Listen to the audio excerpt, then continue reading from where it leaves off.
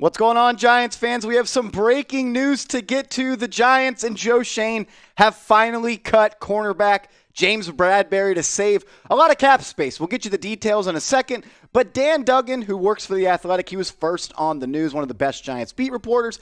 He said the Giants are releasing James Bradberry after failing to find a trade partner. The move will create about $10 million in cap space while leaving about almost $12 million in dead money. The savings will be 11.5 with 10.4 million dead this year and 1.4 million dead next year if they make it a June 1st cut. Patricia, she also covers the Giants. She said she thinks it would make sense to designate Bradberry being cut as a post-June 1st cap hit. The Giants would be getting back the $2 million credit and guaranteed salary back next year, which means essentially a couple months ago, James Bradberry's contract became partially guaranteed $2 million of it. And she is saying if it's a post-June 1st cut, they'll get that money back next year, and that would nullify the $1.4 million in dead money they'd have to carry in 2023 if he's a post-June 1st cut. The Giants, they save roughly $10.1 million against the cap. He was set to count $21.9 million against the cap.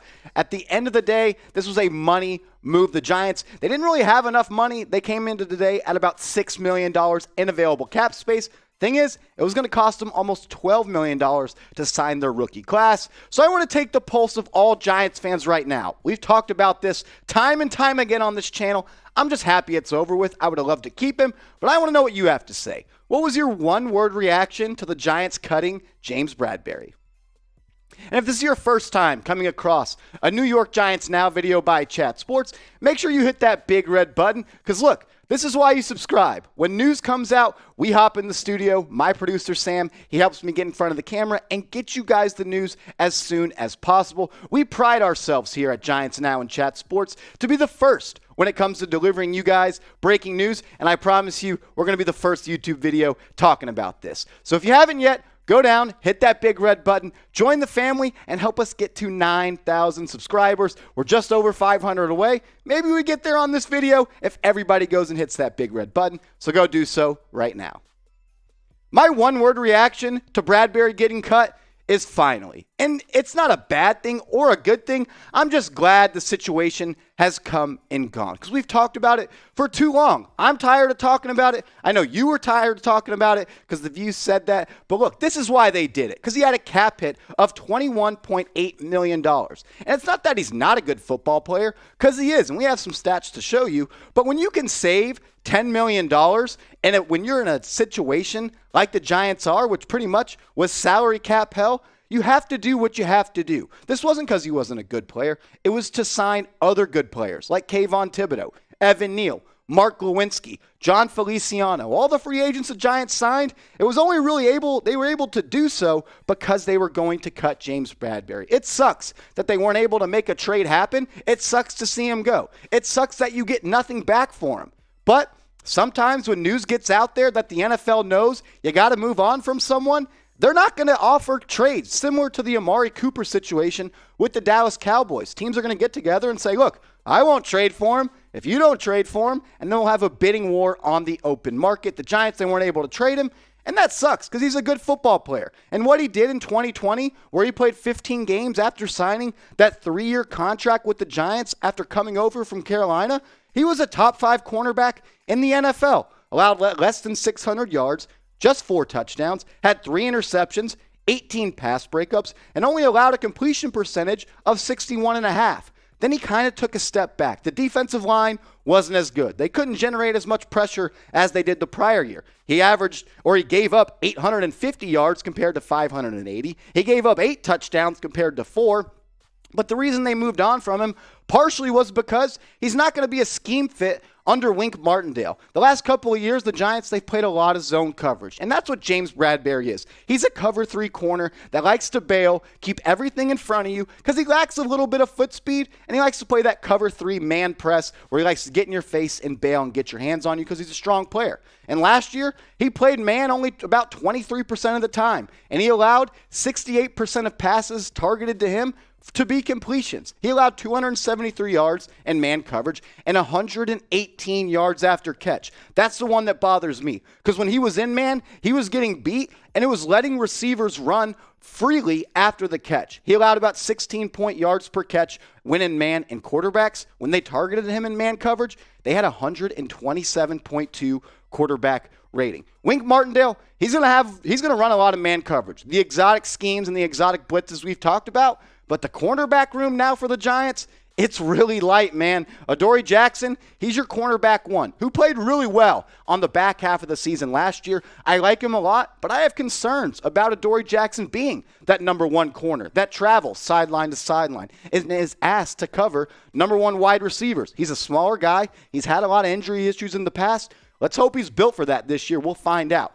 Cornerback two, is it going to be Aaron Robinson, the second-year player? Is Darnay Holmes going to be your starting slot? Is Rodarius Williams going to get outside reps at the starting corner spot? You only got 6 corners on the roster right now. Jaron Williams, he's still a young player. Cordell Flott's a rookie who's really only a slot guy. I didn't want to put undrafted free agents on this depth chart. These are the 6 guys I think are going to make the roster. And the Giants, Joe Schoen, Brian Dable, and Wink Martindale, they're all saying it right now. We got to go out and get another corner, because right now we just showed you the depth chart, and we'll ask you the question now. Who the hell is going to be their cornerback two? Is it going to be Aaron Robinson, who played good last year, but is he ready to be a starting corner on the outside, playing against elite wide receivers week in and week out? I sure hope he is. We'll find out this year. If I had to say today, I don't know if he's ready for that, but I want to know what you say. Fill me in. Make me feel better about the situation. Who will be the Giants' number 2 cornerback this year? I also want to say, if you're new to Giants now, you can also watch us over on Rumble, rumble.com/NYGiantsTV. It's a very similar app to YouTube, except it's a little more edgy, and I like that. They've got free and uncensored content, sports, news, politics, tech. We're the biggest sports channels on there, so show us some love. And look, we're just growing to platforms that you guys use. The bigger we get, the more audience we get, and we also want you to watch our videos, and follow us on Rumble. Rumble.com/NYGiantsTV. We're trying to get to 2,000 followers over there and continue to beat the Cowboys report, because when you beat the Cowboys, it's a good day, and today's a good day to be a Giants fan, so go follow us, rumble.com/NYGiantsTV.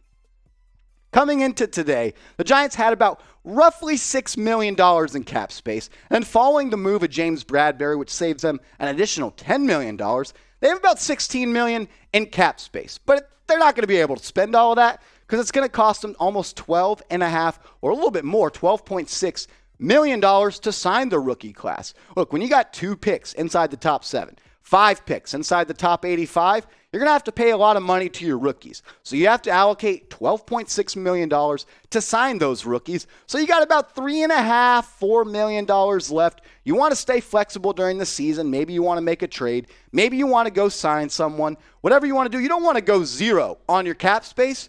But look, they have enough money to go out and sign a veteran corner. And that's what they need to do. They need to bring someone in that's experienced. Because Aaron Robinson, Cordell Flott, Darnay Holmes, Jaron Williams, Rodarius Williams, they're all young. They haven't played a lot of snaps. They're not seasoned veterans. But what about this guy, Jimmy Smith? He is a seasoned veteran. He knows what it takes to be competitive in the NFL and to make it as a cornerback. And the thing I love the most about him, every year he's played in the NFL, Wink Martindale was somewhere on the staff, the defensive side of the football, for the Baltimore Ravens. He knows that system in and out. And he'd be able to teach the young guys what it takes to play in that system, the nuances of the scheme that Wink Martindale wants to run. Smith, he's not the great player that he once was, but he's still serviceable. He can play occasionally, but I think you bringing him in adds some bodies and also just ups the learning curve of how to play in the Martindale system. Maybe you don't want Jimmy Smith because he's missed a lot of games in the past couple of years. Here are the next top 5 available cornerbacks, in my opinion. Kevin King, about 6'2". I think he fits the scheme of Martindale pretty well because he's a long, lanky corner that likes to press. He's not that good at it. I mean, that's why all of these guys are still free agents. They're kind of past their prime. Joe Hayden, Kyle Fuller, Chris Harris. I all liked them at one point. They were all at one point great corners in the NFL. But with the Giants' salary cap right now, you're going to have to sign a veteran minimum player, and maybe you get one of those guys on those deals. I just showed you 5 guys. I'd be cool with any of them, honestly. You just got to bring someone in that's played in the NFL before, that has more than 15 games under their belt. I showed you 5 guys. Give me one that you think the Giants should sign to improve their secondary. Name a corner you want the Giants to sign.